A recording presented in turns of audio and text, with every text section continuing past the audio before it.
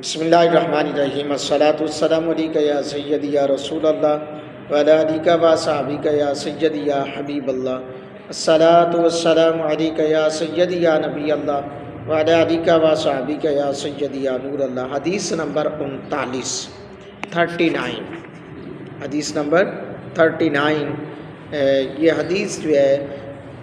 ایڈیوں کے لیے جہنم کی بربادی، وضو کے متعلق یہ حدیث ہے،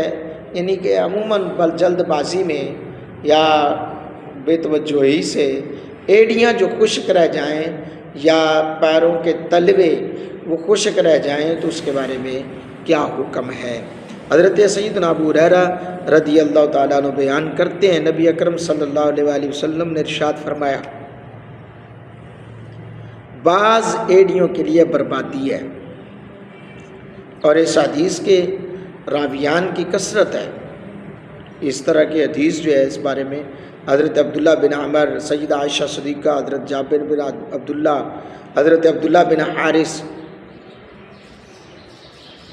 حضرت خالد بن ولید، حضرت شرجیل بن حسنہ، حضرت عمر بن عاص، حضرت یزید بن ابو سفیان، ان تمام سے یہ حدیث مروی ہے۔ اور نبی اکرم صلی اللہ علیہ وآلہ وسلم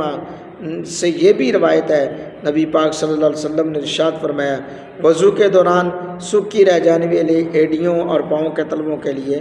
جہنم کی بربادی ہے۔ اللہ اکبر۔ حضرات گرامی قدر، ان حدیث سے ہمیں بہت سارا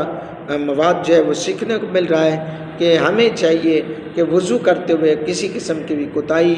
یا لاپرواہی نہ برتیں، بلکہ حضور کے فرمودات پہ عمل کرتے ہوئے، احادیث مصطفیٰ کے اوپر عمل کرتے ہوئے ہم صحیح وضو کرنے کے قابل ہو جائیں۔ آمین۔